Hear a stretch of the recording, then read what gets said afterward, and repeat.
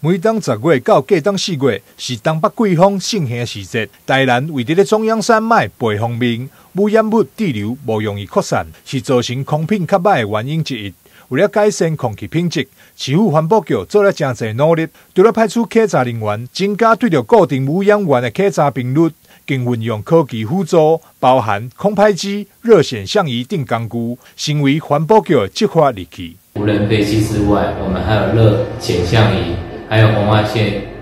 线的显像仪。这些红外线显像仪就如同最近的新冠肺炎，我们出入门口可以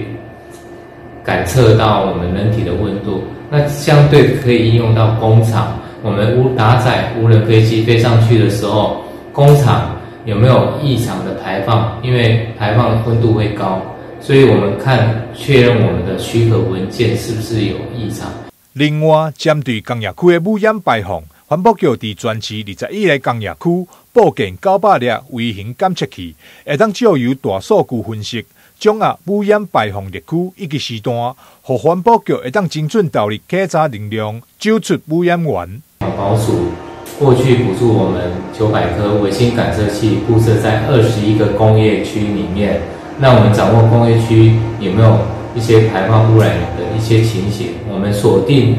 微星感测器比较热区的部分，值比较高的部分，我们来锁定我们使用无人飞机来查气工厂有没有违法规的一些部分的一些情形。